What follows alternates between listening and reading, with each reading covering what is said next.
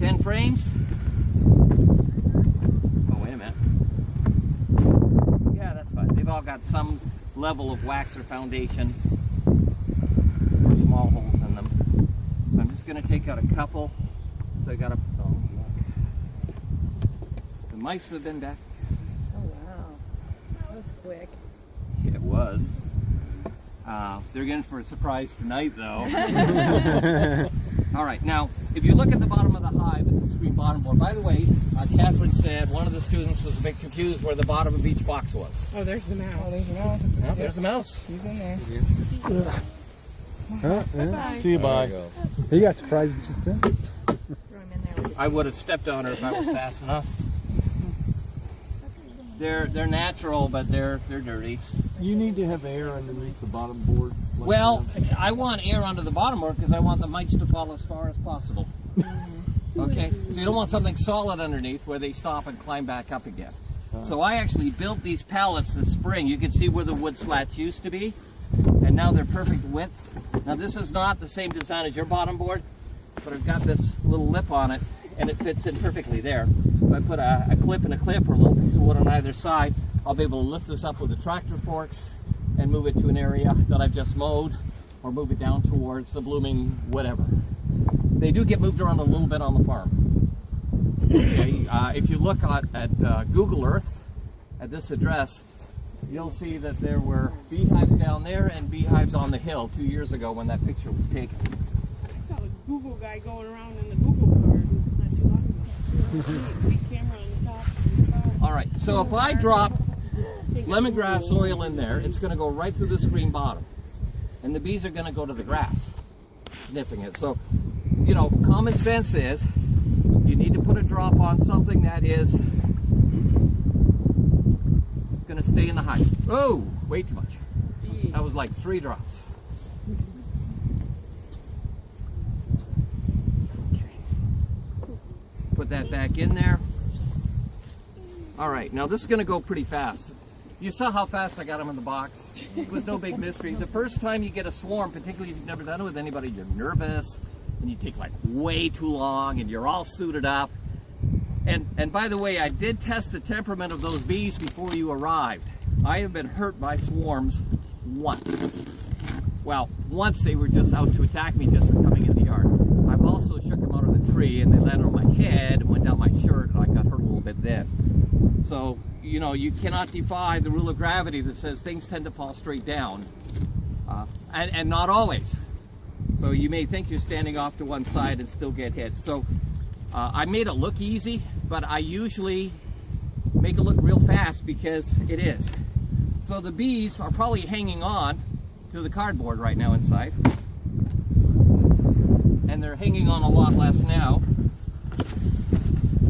By the way, did you all see the bees we got yesterday? Did you have them stored in a refrigerator? Yeah, I had them in the fridge. And why does that? Why? Because they were escaping.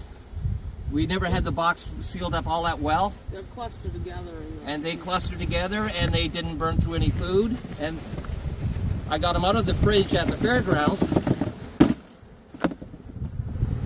There's only like 2 or 3 bees left in here. None of them are the queen. Did I get the queen? I don't know. I could have spent time sorting through the cardboard box hoping she'd make herself visible.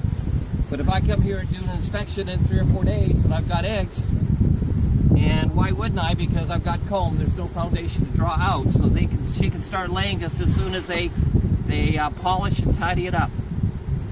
So I removed a few frames because there were several cups of bees and I didn't want them mounding up on top. By the way, see dates on the frames. This is 2012, so that's this is probably the 3rd year. Okay, I had a hive tool here, and the last step when you're done is to gently, giving the bees time to get out of the way,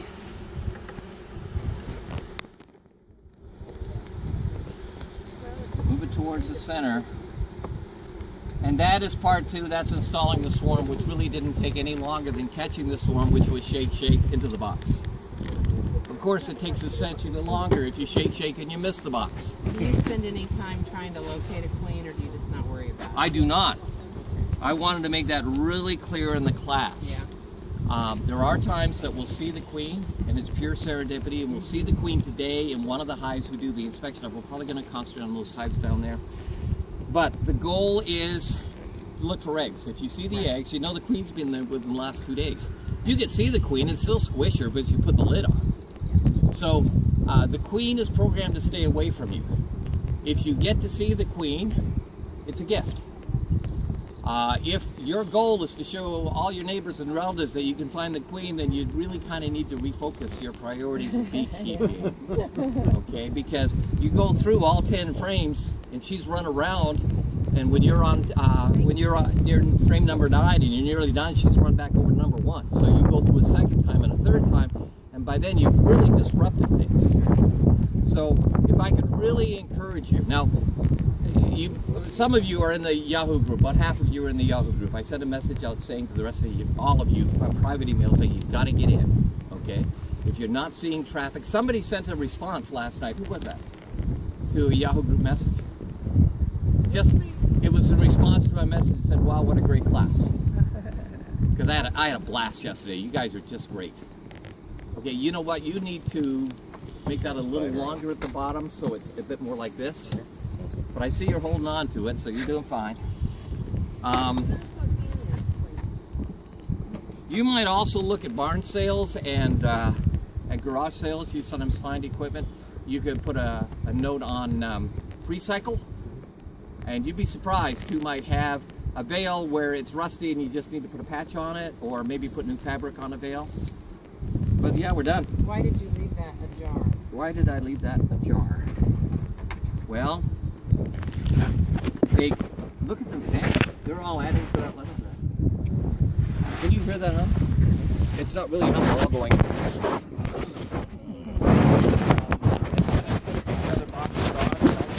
I got queens coming on Tuesday, I think. A lot of my covers, and yours, have a cutout here, a dado, where they could walk out there as an upper entrance. So if you put it on like this, in a way that the rain doesn't get in, there would be an upper entrance here. Okay. And I just did this out of habit. They can get on the side. But they can, if I slide it over one way, there's enough room for them because it's elevated here. They can get in and out through here. I always like an alternate means for them to get in and out.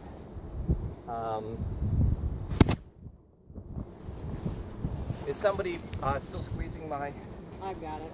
And I opened the second one that doesn't have the dado cut in it. Here's one with it. Right here.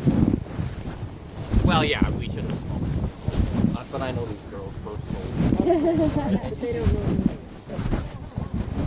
So you see, I actually cut this out with a bench saw, with the blade. You've got 2 ways for it in and out. Well, I have this, and it also allows moisture to wick out. If you had your outer cover sitting right flat on the wood, there would not be any transference of air out. And it doesn't take much. You know, if you crack the window in your house open in the dead of winter, your whole house will get cold pretty fast. So it doesn't take much of an opening to provide ventilation passage. And ventilation is really important. Excuse me, girls. Okay, so that hive will be marked as a state fair swarm. The box over there with the blue bucket on it, that is my East Washington swarm. The 20 colonies, 4, 10, 14, 20. These are Italians, pretty much the same as you're getting. The swarm that we got yesterday was Italian. And down here we have the Rose Cardiolas. And we've got 10 of them, 14 and 10. Now, these 2 hives are facing this way. If somebody said, do I need to put the drafts in front? They're fine with that. These 2 are facing the other way. Here we have an upper entrance. This is the entrance here, and there are different designs of screen bottom holes. Okay, and these aren't really active, but they're all healthy. And they're a blonder bee. They're 8